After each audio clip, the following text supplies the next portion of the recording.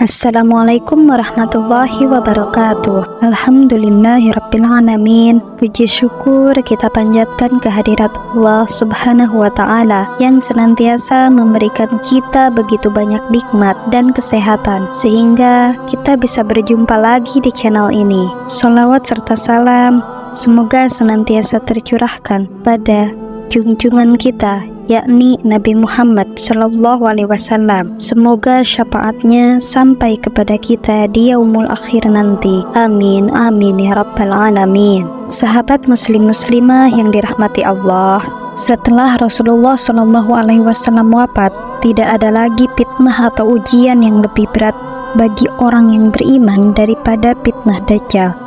Ujian apa yang paling berat dalam hidup kita? Ternyata itu tidak ada apa-apanya dibandingkan ujian atau fitnah Dajjal. Ada banyak ujian dalam hidup kita. Ada ujian harta, ada ujian hawa nafsu, ada ujian kekuasaan, ada ujian musibah, ada ujian keluarga, ada ujian pribadi, ada ujian sakit. Dalam segala macam bentuk ujian, semua itu tidak ada yang membuat Nabi lebih khawatir terhadap orang yang beriman di akhir zaman, seperti Nabi khawatir terhadap fitnah Dajjal kepada orang yang beriman. Lalu, apa yang harus dilakukan agar terhindar dari fitnah Dajjal? Simak penjelasannya di sini ya. Tapi sebelum itu, jangan lupa subscribe channel ini agar channel ini bisa berkembang dan selalu mengingatkan sahabat muslim-muslimah kepada kebaikan. Kenapa ujian atau fitnah Dajjal ini adalah fitnah yang paling berat yang ada di akhir zaman?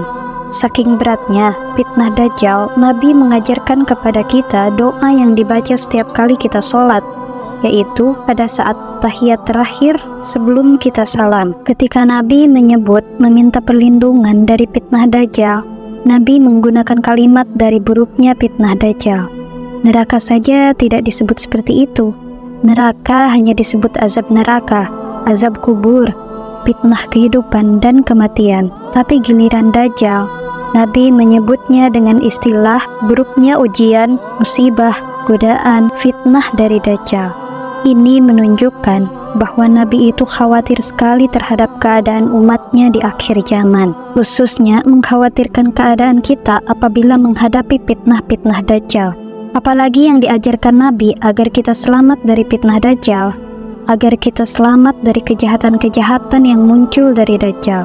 Salah satunya adalah Nabi mengajarkan kita tentang menghafal dan membaca surat Al-Kahfi. Amalan ini, kata Nabi, akan melindungi seseorang dari Dajjal. Pada saat Dajjal itu muncul, hampir tidak ada orang yang bisa melindungi diri. Sulit untuk mencari perlindungan pada saat Dajjal muncul. Kata para ulama, inti dari fitnah Dajjal adalah tipu daya. Dajjal itu punya kemampuan memperdayai manusia lewat harta, lewat kesejahteraan, lewat kehidupan, lewat kenyamanan, lewat nikmat-nikmat dunia yang dia bisa berikan dalam waktu yang sangat instan. Itulah fitnah Dajjal. Sehingga ketika Dajjal muncul, maka orang-orang yang dalam keadaan kehausan setelah 1 tahun tidak turun hujan, orang-orang dalam keadaan kelaparan, orang-orang yang dalam keadaan kemarau panjang, banyak penyakit, banyak wabah, orang yang tidak punya pekerjaan, tidak punya penghasilan, tidak punya pendapatan, tidak punya makanan di rumahnya, berbondong-bondong akan datang kepada Dajjal untuk mendapatkan makanan gratis, untuk mendapatkan harta, pekerjaan, kebaikan-kebaikan yang mereka butuhkan, tapi dengan syarat mereka harus kufur kepada Allah dan beriman kepada Dajjal. Itulah fitnah yang paling berat, dan sedikit sekali orang yang mampu menghadapi fitnah ini. Dia membeli kekufuran mereka, dia membeli iman mereka, dia membeli keyakinan mereka untuk menjadi pengikutnya dan meninggalkan jalan Allah Subhanahu wa Ta'ala. Dan siapa yang menjadi pengikut Dajjal, maka dia kekal di dalam api neraka selama-lamanya.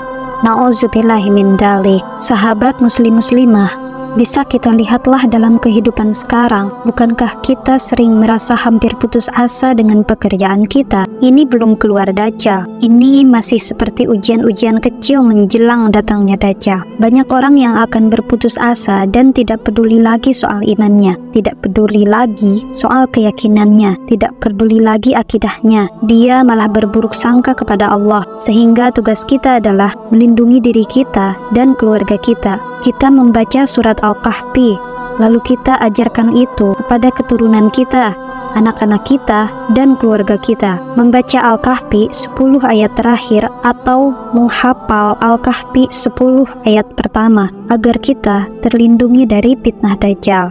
Wallahu a'lam bishawab. Cukup sekian yang dapat kami sampaikan. Mari saling mengingatkan selalu kepada kebaikan.